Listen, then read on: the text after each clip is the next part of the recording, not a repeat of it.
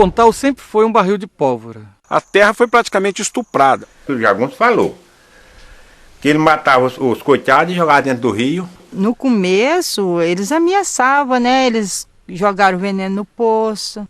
Conflito social grave aqui nunca teve. Teve agora, a partir da década de 90, quando começaram as mobilizações. Enquanto tiver um trabalhador sem terra e tiver um latifúndio, nós vamos estar com a nossa bandeira erguida. Se você planta um pedacinho de milho, você já fica feliz. Puta merda, que dali é meu, olha que bonito, antes não tinha isso aqui. Não existe uma administração no processo de reforma agrária brasileira. Existe uma anarquia. O insucesso de uma reforma agrária aqui está prestes a acontecer. Todas as nossas florestas aqui na região, elas foram derrubadas em nome do crescimento econômico, do benefício financeiro, social, né? E isso não se deu.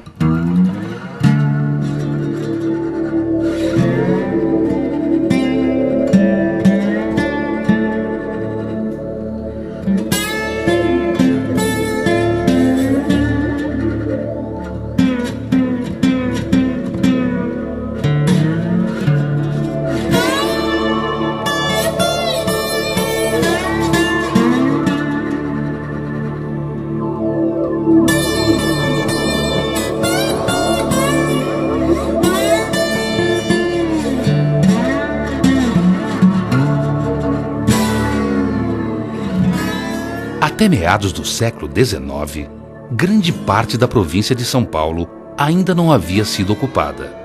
Em 1850, a Lei de Terras determinou o registro obrigatório das posses. As não registradas foram devolvidas ao Estado. São as terras devolutas. Essa lei estimulou a falsificação de documentos na corrida por terras. Começava a grilagem no Brasil. A história do Pontal começa na segunda metade do século XIX, quando algumas pessoas forjaram títulos falsos para conseguir o domínio das terras do Pontal, que são terras devolutas. São terras griladas, né? Com documentos forjados, né? Em cartórios, até em paróquias, né? Na própria gaveta do fazendeiro, né? Daí que vem a expressão o grilo, né? Que era a maneira de você envelhecer um documento. Você pegava um documento, colocava numa gaveta com um inseto, né, com um grilo dentro, fechava e ali ele, num processo de composição, ele amarelava os papéis. Então aquele papel depois era usado pelo grande fazendeiro, que era um documento antigo, que tinha legitimidade, essa coisa toda, né? No fim do século XIX, dois grileiros tentam registrar como suas propriedades imensas áreas do chamado Sertão Desconhecido. Para burlar a lei, falsificam assinaturas e dizem que já ocupavam essas terras antes de 1850. O Estado, analisando os títulos e mapas apresentados, constata que não descreviam corretamente a região e declara a falsidade desses documentos. Para conhecer esse sertão e preparar sua ocupação, o governo cria a Comissão Geográfica e Geológica e inicia uma série de expedições. A primeira foi comandada pelo engenheiro Teodoro Sampaio e explora o rio Paranapanema ao longo de 900 quilômetros até o rio Paraná. O levantamento avança com expedições pelos outros rios, sempre enfrentando doenças, animais ferozes e outras dificuldades. Após as expedições, a região passa a ser conhecida por Sertão do Paranapanema, uma floresta densa ocupada por índios que permanecia quase impenetrável.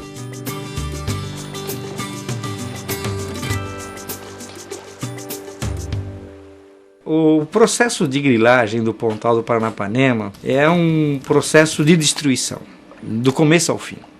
Você tem um processo de aniquilação dos índios que viviam aqui na região. Extermínio. Era ocupar para exterminar. O que era bugreiro? Matadores de índio. Profissionais contratados por fazendeiros para matarem índios instalados em terras que eles cobiçavam. Para facilitar o transporte de gado do Mato Grosso para São Paulo, o governo paulista promove a abertura de uma estrada, cortando o sertão ao longo do espigão, entre o Paranapanema e o Rio do Peixe. A boiadeira propiciava o aluguel do pasto, o pernoite, a venda de celas, remendos para as tropas. Foi uma atração de riqueza, de progresso. Ao longo da boiadeira se formam vários povoados. Em Porto Tibiriçá, nas barrancas do Rio Paraná, o gado era atravessado em balsas de Mato Grosso para São Paulo.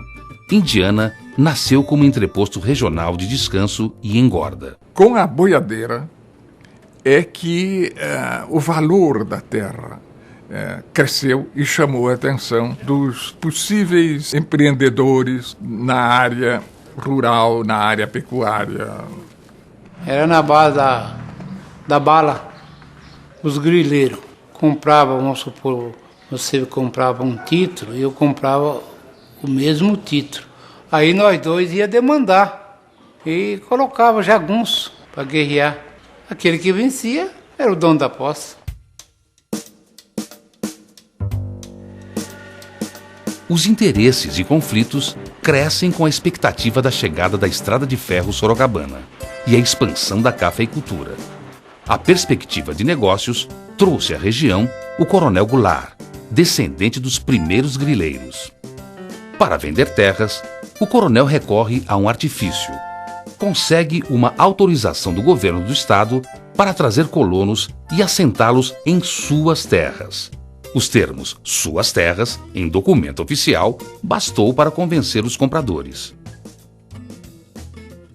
Aí acontece um processo que é a divisão do grilo Pirapó-Santo Anastácio pelo Manuel Goulart. Ele começa a dividir em gleba e começa a tentar trazer para cá famílias imigrantes europeus e tentar vender essas glebas. E aí começa um processo de grilagem dentro do processo de grilagem. Eu chamo isso da fazenda Pirapó-Santo Anastácio, é o grilo mãe.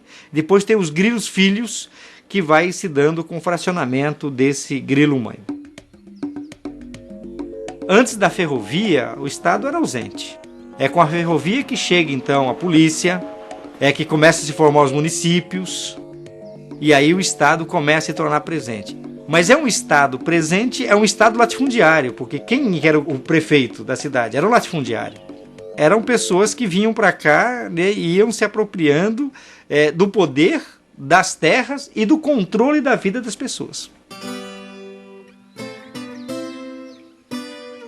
Na década de 20, a ocupação ao longo da ferrovia se amplia, impulsionada pelo café.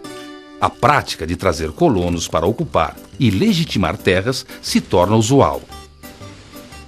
Quem veio para esta região, geralmente a maioria veio da Europa, veio de Portugal.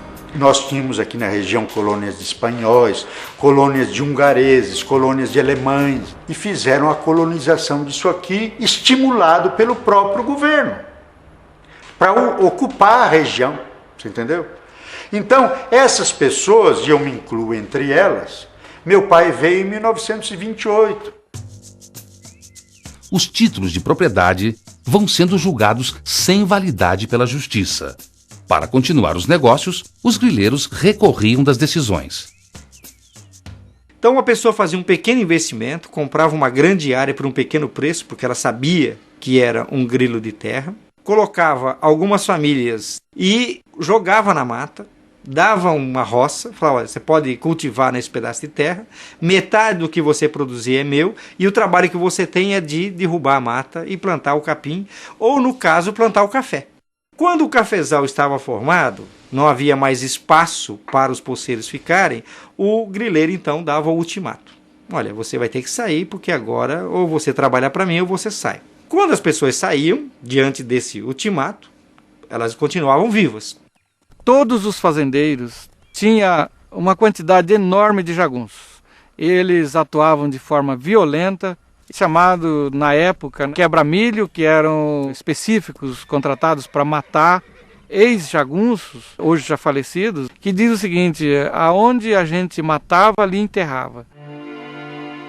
Eu cheguei a ver, num grilo de terra, os caras chegar